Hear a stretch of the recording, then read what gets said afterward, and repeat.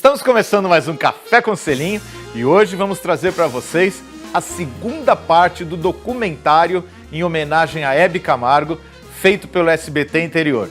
Sei que todo mundo já se emocionou com a parte 1, então vem aí a parte 2 com muita emoção para vocês.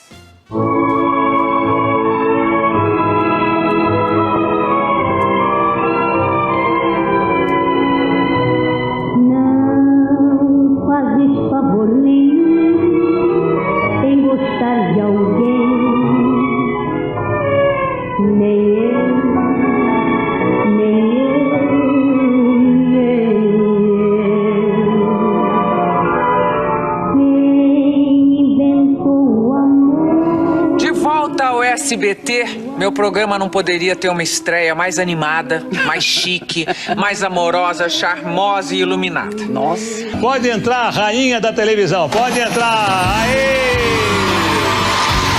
Pode entrar, Hebe Camargo. E ela cantava sozinha, ela não apresentava. Ela cantava às vezes sozinha e às vezes num trio, que era ela, a irmã dela, a Estelinha, que a gente chama, e uma prima dela, fazia um trio muito bonito. E ali, quem saiu feliz foi a Hebe, porque ela era a verdadeira artista do trio, né? Embora as outras cantassem muito bem também, né? E aí ela fez carreira sozinha. Agora, ela foi fazer carreira como apresentadora mesmo na TV Paulista. Foi muito gostoso. A Hebe sempre... Ela me queria bem, e eu bem a ela também, porque ela me ensinava as coisas. Eu uso até hoje, eu não uso maquiagem. Se você olhar, você está vendo? Eu não uso maquiagem. Até hoje eu uso o mesmo creme que a Hebe Camargo me ensinou a usar. Ela dizia, Aldinha, nunca ponha pó. Nunca. Eu sempre tive pele boa, graças a Deus. E ela também. Meu pai sempre foi o joalheiro dela, eu não me lembro como começou, os dois, é um fato, eu não sei como meu pai começou a atender ela. O fato é que eu trabalhava na mesma sala que meu pai e eu achava muito bonito assim, a relação dos dois, né? Eu comecei a ter uma relação muito forte com ela, que foi numa época de Copa do Brasil, e aí ela falou, vem comigo, tá? A gente foi gravar. Bom, o fato é que eu comecei com ela para essas gravações e ela escolhia a joia e aí eu comecei a levar a joia para produzi-la. Produção de joia, como hoje a gente faz para todos os artistas. E aí eu comecei a produzir a roupa, aí comecei a escolher a roupa, o sapato, a meinha, e aí eu comecei a ficar no camarim. Praticamente virou uma camareira. Eu me intitulava camareira e com a maior honra. E aí comecei a tomar conta das coisinhas dela. Olha, eu vou te falar que eu tinha ciúmes do batom dela. Eu não deixava ninguém nem mexer. A Hebe é um patrimônio cultural que a gente cresceu vendo Hebe como quem, né, toma sopa de letrinha quando é criança, né, macarrão de letrinha. Então a Hebe fazia parte. Agora, a partir disso, eu sentar naquele sofá, foi uma coisa que eu desejei desde muito cedo. Eu falava, mamãe, se um dia eu vou sentar naquele sofá, vou sentar. O primeiro encontro com ela se deu em 98, quando foi feito o aniversário da Marie Claire. Ela fez 7 anos e fez uma matéria chamada 7 Pecados Capitais. E colocou 4 drags que estavam bombando em São Paulo, na noite de São Paulo, na matéria, no pecado da luxúria. Ela do nada estava sentada no puff e falou assim, você eu vejo no Goulart, sou muito sua fã, gosto muito do seu raciocínio, eu gosto que você pensa rápido, você é ardilosa, você tem um carisma. Entrevista a minha plateia. Ao vivo ela fez isso. Que dona de um programa que o apresentador fez, como é que essa mulher é vanguarda, que foi pegar o microfone e falar, entrevista a plateia, sai falando com as pessoas, fiz um pequeno telegrama animado com as pessoas, voltei, falei, pode falar uma coisa? Pode. Eu queria falar isso desde criança, mãe, tô no sofá da Hebe, falou, mentira que você tá no puff. Aí pulei pro sofá. Então quer dizer, foi uma coisa que eu fazia tudo e a Hebe assistia. Aí fui dar uma entrevista pra Hebe, saí daquele sofá, princesa. Tem que dizer uma coisa, gente. O que a Hebe falava era lei. O que a Hebe lançava, o Brasil consumia. Então o que a Hebe dizia, todo mundo ia atrás. Todo mundo ia, vi na Hebe. Então, fazer a Hebe era uma coisa de... uma questão sine qua non de você saber que é a garantia de sucesso. E aí eu passei pelo programa dela pra falar das bonequinhas. E no final eu falei assim, comentar uma coisa, Hebe, saí do Goulart. Eu falei, saí. Estou indo atrás de rumos novos, tal, não estou mais do Goulart de Andrade. Me deu esse tom de falar isso. Ela falou, quem sabe você não vem fazer matéria pra gente? Ela jogou no ar. Saí, vim embora pra casa, estou em Santa Cecília, 00:30, toco o telefone, Marcela Martins, produtora, liga e fala assim, tá deitada? Eu falei, não, então deita, porque a Hebe quer você no programa. Eu falei, de novo? Muito ingênua. Vou falar o que a semana que vem? Não, ela quer você fazendo matérias do programa, contratada. Saudade! Tinha que ser aqui pra mostrar a vida como ela é. Tinha que ser aqui, meu amor. Pois bem, então aqui estou com muito prazer para fazer uma questão. Em 88 eu fui convidada para trabalhar no programa da Simone no SBT. Depois disso eu fiquei sabendo que tinha uma vaga na Hebe, de produção. Eu me candidatei. Eu falei, eu quero. E fui aprovada pelo diretor e depois pela Hebe. A Hebe falou assim, quero sim, conheci o pai, quero trabalhar com a filha, quero que ela venha para a equipe. A gente admirava muito a Hebe. E era uma época que a família parava para assistir. E depois vinha trabalhar com ela. Então, por essa admiração que eu tinha da pessoa, da apresentadora, que eu já tinha trabalhado com grandes pessoas, com Blota Júnior, Sônia Ribeiro, todos contemporâneos da Hebe, na Record. Mas eu queria trabalhar com a Hebe. Eu tinha esse desejo de fazer um programa com a Hebe Camargo. E aí fiquei por 23 anos. Eu entrei num salão colonial que ela frequentava. Eu já frequentava algumas festas, amigos em comum, então eu já conhecia de falar oi, como vai, aquela coisa mais informal dentro de festas em comum de amigos. Foi quando eu conheci a Hebe a primeira vez. Foi assim um choque, assim, eu não acreditava que era a Hebe, né? Eu lembro como fosse meu primeiro dia entrando no camarim dela, a Regina, que era diretora na época, falou, Lu, a Hebe quer falar com você. Eu tremia, estava fazendo faculdade, estava trabalhando aqui na emissora e eu fui chamado pela Hebe Camargo, entrar no camarim dela para falar sobre figurino. Na realidade eu pensei que era uma bronca, né? Eu pensei que eu tinha feito alguma coisa errada. Aí quando eu entrei, ela olhou pra mim e falou, você é um menino, você não vai ter condições de fazer a roupa pra mim. Eu nem sabia o que era, eu falei, não, vou sim. Lucianinho, meu amor, queria tanto te ver aquele dia, mas olha, adorei o vestido, adoro você. Mesmo que não tenha roupinha pra me dar, eu continuo te amando. Lindinho. Qualquer hora eu quero falar com você, tá? Beijo, obrigada, meu amor, te amo, viu? Eu vou fazer a melhor roupa da minha vida, Hebe. E aí o tema era chacrinha. Falta o restante, porque foi sumindo aos poucos, né? Ficou amarelado, branquinho, mas olha, o disco é o mesmo, a casaca. Então foi a minha primeira roupa, junto com o balé das chacretes. E depois ela falou assim, Lu, ela amou a roupa e falou assim, agora eu quero você pra mim. Eu fiquei tão feliz, porque não era bronca, era uma oportunidade que a Hebe lhe deu na minha vida. Ela deixava de usar uma roupa de grife para usar um look que eu tinha desenvolvido. E aí eu ficava muito feliz, sabe? Porque poucas pessoas têm oportunidade na vida e ela me ajudou muito. Tipo, as pessoas podem pensar assim, uma roupa não. Naquela época eu já admirava, eu já cresci vendo Hebe na Bandeirantes, e aí é uma oportunidade que o SBT me deu através do meu trabalho e das oportunidades de estar vestindo ela. Então é muito emocionante para mim falar isso, abrir esse micro guarda-roupa para mim é muito emocionante.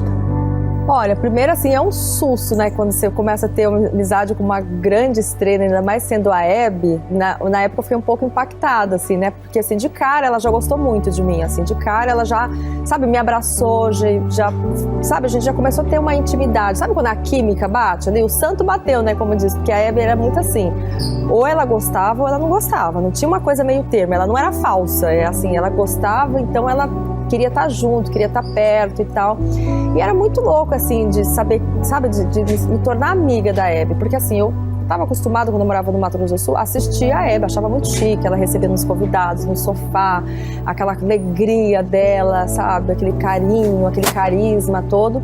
E quando eu comecei a ser amiga dela, era muito legal, assim, era muito gostoso, sabe, porque a Hebe, ela é muito carinhosa.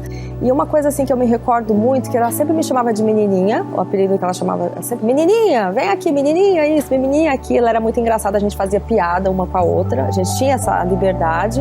Olha, amanhã tem gravação, tal hora, eu sim, senhora. Porque criou até uma... Eu não vou falar dependência, porque a Hebe sempre foi independente. Depois disso tudo, depois que eu vim morar em São Paulo, principalmente, eu fui na casa dela umas 2, 3 vezes só, se tanto. Mas a gente se falava toda hora pelo telefone. Nós éramos confidentes. E eu sinto saudades assim daqueles papos que a gente tinha. Foi uma das pessoas mais alegres e felizes que eu vi na minha vida. Ela era a própria felicidade. Fazer 80 anos é uma delícia, pode acreditar. Mas olha, quando você tem ao seu redor pessoas, amigas, queridas festejando, aí então fica melhor ainda. Aí você quer fazer sempre 80 anos toda hora. Bom, para fechar as comemorações com chave de ouro, eu resolvi chamar meus amigos e embarcar para o mundo encantado da Disney, porque de vez em quando dá uma vontade de voltar a ser criança, né? E, afinal, fazer 80 anos me dá alguns direitos, vocês não acham? Mas eu vou me divertir como uma criança, vocês vão ver. E vocês são responsáveis por essa minha trajetória. A vida. É muita responsabilidade, né? Eu sou apaixonada pela Disney e a Hebe era uma rainha para mim, bom, para todo mundo. Então eu consegui unir de uma maneira agregadora e fazer uma coisa que realmente era o sonho dela. Nós tínhamos feito já uma festa Brasil e aí nós íamos escolher 100 convidados, a escolha da Hebe, quem poderia realmente também na época, para fazer toda essa ponte, toda essa organização. E graças a Deus deu super certo, porque nós fizemos uma programação de uma semana, e então tinha assim, desde o café da manhã, de jantar com os personagens, fazer um especial do jantar oficial do aniversário dela dentro da Disney, a parada da Disney, que ela entrou e foi uma surpresa, porque até então eu e a Ju, a gente não tinha certeza se a Disney realmente ia abrir essa exceção dela entrar no carrinho, né, no carrinho da parada da Disney. Isso era um sonho dela também. Só que aí a gente levou todo o histórico da representatividade da Hebe no Brasil. Eu queria mostrar para a Disney que ela era uma pessoa muito especial. É que assim, não é só do histórico dela, da mulher, da guerreira, e como era amada, e seria uma coisa muito assim especial para ela. E aí a gente conversando, a Juca desligou a ideia, deu certo, e a gente vai fazer isso para ela. Então a gente fez uma surpresa. E aí no carro foi o Cláudio, foi a Hebe, claro, e o Marcelo. Então assim, foi uma surpresa que ninguém imaginava. Então ali foi um momento que eu senti a emoção dela. Olha, essa festa de 80 anos é um marco na minha vida e com certeza na dela. Porque foram vários amigos dela para Disney. E uma coisa que eu fiquei assim, radiante e ao mesmo tempo estupefato. Nós saímos no primeiro carro da parada da Disney. Nós, do Brasil. Falei, gente, como que nós conseguimos isso? E ela não podia levantar do carrinho. Aí o rapaz falava em inglês, não pode. Ela fazia de conta que eu não estava entendendo nada. E ela acenava e mexia a bandeira. Nossa, foi um momento de extrema emoção e que vou ser grato a Deus até o resto da vida por ter podido vivenciar isso. Eu senti que ali foi o momento do ápice dela de realização, sabe, pessoal? Amor, o que é o amor? O amor é você se sentir feliz de ver a pessoa que você ama feliz. E ali eu estava assim, vivendo um momento radiante de ver a felicidade da minha mãe. E de orgulho, falar assim, pô, é minha mãe que está aqui, sabe? Isso para mim é inesquecível. Esse vai ser um momento que jamais eu vou esquecer. Claro que nós temos tudo documentado. Televisão, revistas, jornais. Fotografaram muito, mas nem precisava, porque eu fotografei tudo. tudo aqui, na minha cabeça e aqui no meu coração. Alguém chegou para te dar notícia. Olha, o que nós achamos ou o que você tem é isso e precisamos operar para fazer biópsia, não é isso ou não? Não, eles falaram pro Cláudio. Não para você nunca? Para mim não, eles falaram que, é claro, eu sabia que ia ter que fazer cirurgia. Porque o que eu tava sentindo não era normal. Não tinha dor, era uma barriga grande, mas sem dor. Um fim de ano e ela tava se queixando, que ela falava assim, nossa, eu como um pedacinho assim de pão, parece que eu comi um boi, sabe assim? A sensação de estômago cheio, né? Ela falou, não, vou chegando no Brasil, vou fazer um check-up. Antecipamos, inclusive, a volta ao Brasil, e aí foi que ela fez e diagnosticou o câncer de peritônio, né? E ela levou até com brincadeira, falava periscópio, brincando e tal, ela levou assim, eu não vi ela apavorada, sabe, assim, não vi em nenhum momento minha mãe apavorada, assim, ai meu Deus, assim, como isso vai acontecer comigo? Não, vi que ela realmente com força para enfrentar. Para mim foi um choque, né, porque como ela nunca tinha tido nada, ela dificilmente nunca vi minha mãe gripada, ou com dor de cabeça, com não sei o quê. Então, você ter que lidar com aquilo foi muito difícil. Mas aí chegou a hora. Quer dizer, quando você vai ter que fazer quimioterapia, então eles tiveram que te anunciar. Você tem câncer. Pensei em um momento, será que esse câncer vai me matar? Porque todas as pessoas que têm câncer, primeiro que não fala a palavra câncer, né? Não, câncer, não fala. É uma palavra muito pesada. Hoje em dia não é mais. E eu quero que as pessoas saibam que isso, o negócio de quimioterapia, não é uma coisa agradável. Cabelo ia cair. Ela fez a primeira quimio, começou a cair um pouco. Na segunda, aí caiu bastante. Aí eu falei, Hebe, nós vamos ter que raspar. Ela falou, não vou raspar. Vou colocar a peruca com ele mesmo, com o meu cabelo. Tudo bem, o dia que você quiser, né? Aí no domingo, ela ia fazer programa na segunda. No domingo, ela me mandou uma mensagem. Leda, traz a maquininha. Eu falei, tá bom. Na segunda-feira, quando eu cheguei, o maquiador, ela estava com o lenço, ela fez a maquiagem, fez a unha, e sempre era eu, o maquiador e a manicure, os três juntos. Fez a mão, maquiou, aí eles saíam, os dois, e eu ficava com ela para tirar e colocar a peruca. Quando eu olhei, quando ela tirou o lenço, ela tinha, ela mesma, raspado essa parte com um barbeador. Ela fez isso aqui. Ela falou, agora o resto é você que vai passar a maquininha. Aí foi aí que eu passei a maquininha. Aí eu zerei a cabeça dela. 2 semanas depois, ela falou assim, Leda, eu quero tirar uma foto. Você tira pra mim? Eu falei, tira. Um dia você se olhou no espelho e se viu careca. Morri de rir. Eu olho... Fantástico, você não se deprimiu. Não, eu morro de rir. Eu tiro todo dia a peruca, eu olho e digo... Ah!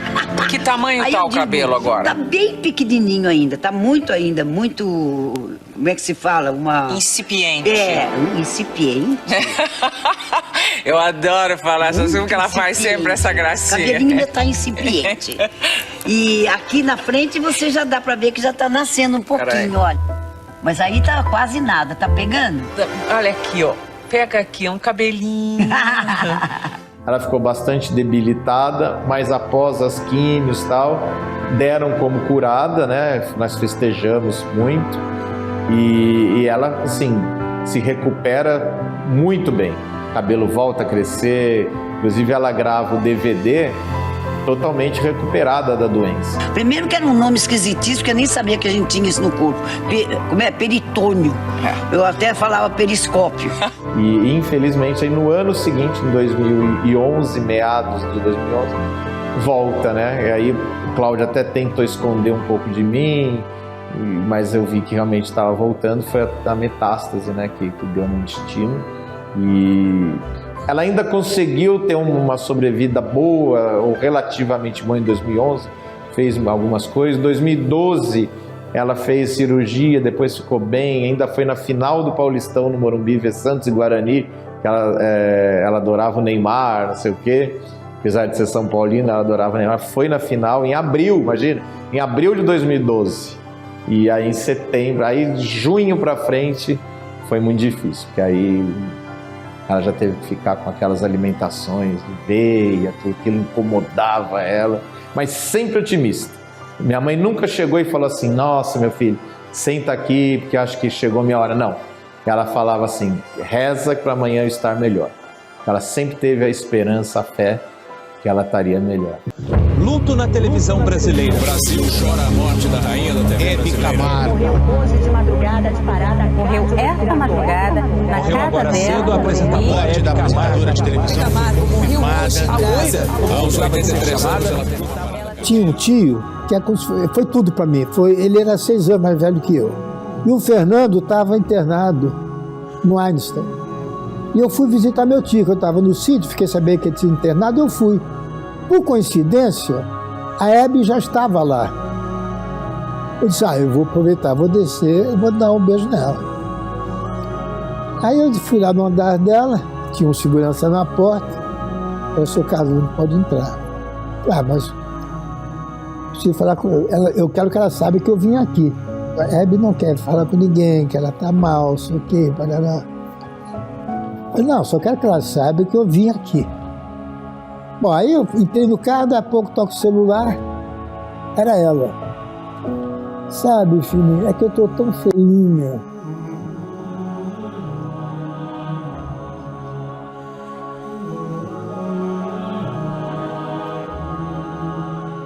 E ela nunca foi tão linda. Ela nunca foi tão linda. E aquilo marcou muito para mim, muito. E mostrou a nossa amizade. Assim, eu tinha pavor de perder minha mãe, a coisa que mais me dava medo na vida. E até tem um caso que a gente estava num jatinho, esse jatinho pegou uma turbulência danada.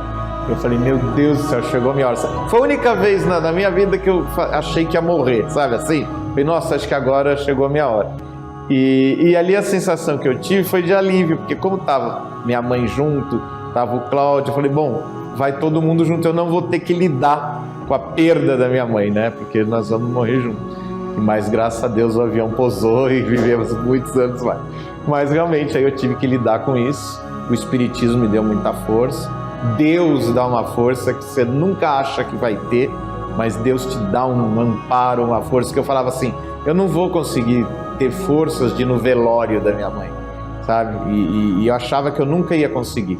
E ali na hora, eu peguei aquele manto que tinha a cara dela, sabe? Botei aquele manto e aí acho que ela estava comigo ali, sabe? Ali eu fui realmente com toda a força, com todo o amparo de Deus para enfrentar o momento mais difícil da minha vida. E quando, sabe, chegou essa notícia, nossa, meu coração, meu mundo desabou. Até hoje, assim, sabe, quando eu falo dela, dá muita tristeza, dá muita tristeza. Era uma pessoa muito especial na minha vida, muito, muito mesmo. Entrei no carro e viemos para São Paulo. E aí passei a noite toda com meu vizinho Marcelo. Foi difícil, mas também a gente tinha consciência como a doença estava judiando dela, entendeu?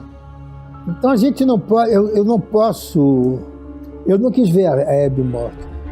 Eu fui ao enterro, fui ao velório, mas eu não fui ver. Porque eu queria ter a imagem da Hebe que eu conheci. E aconteceu uma coisa muito interessante. Nada é por acaso. Eu fui, ela morreu, e a Eliana foi fazer um especial na casa da Hebe.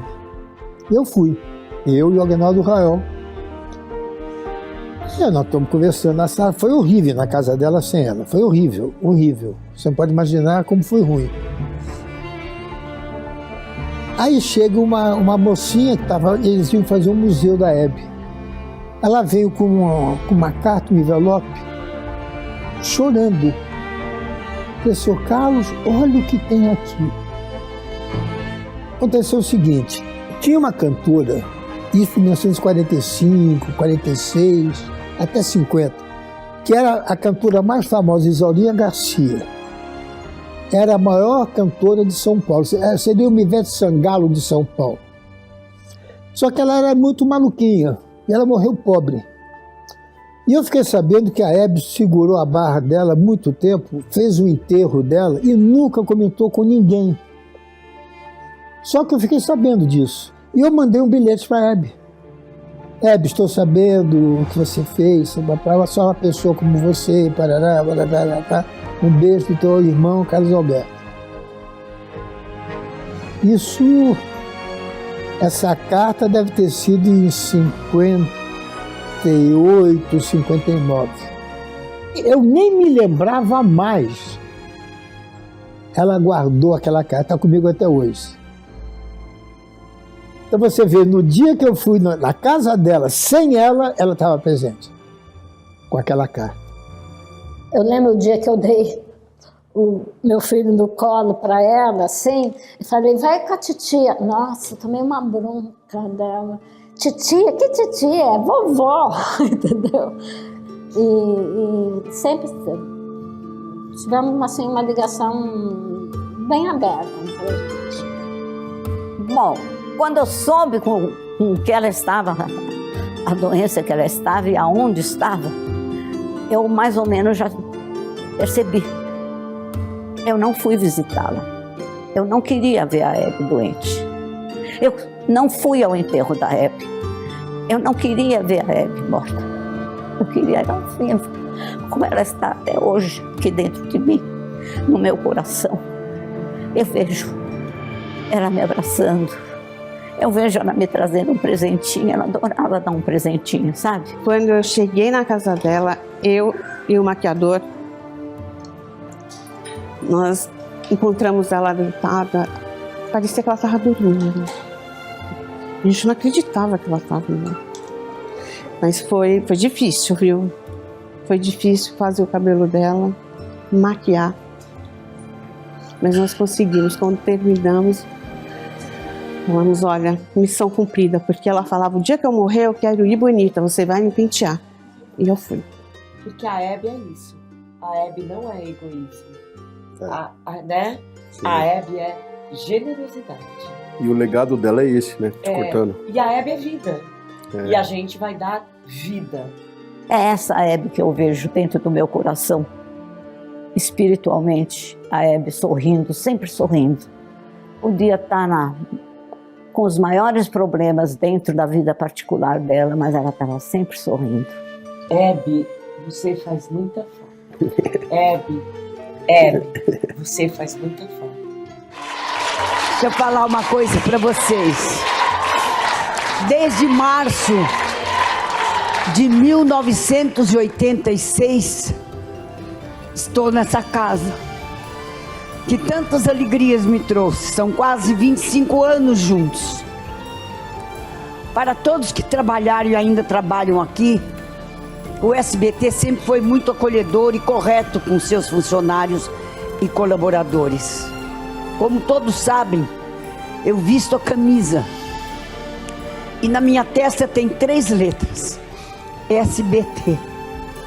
Nesse tempo que eu trabalhei aqui, fui merecedora de muito carinho, respeito e alegria. Cresci profissionalmente. Entrevistei artistas, cantores, intelectuais e celebridades que me prestigiaram. E de quase todos fiz grandes e fiéis amigos. Eu já disse uma vez que nessas horas é muito difícil ter apenas um coração. Foram muitos os que me acompanharam nesse meu trabalho. Sempre motivo de prazer e estímulo para mim.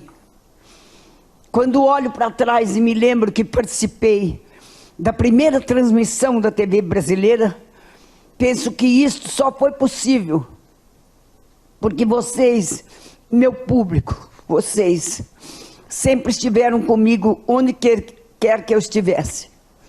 Vocês são a minha fonte de energia e de vida. Portanto, eu posso garantir que do meu público não me afastarei, pois foi do contato com pessoas simples e humildes que construí a minha carreira. E agora eu posso dizer vitoriosa. Well, I get so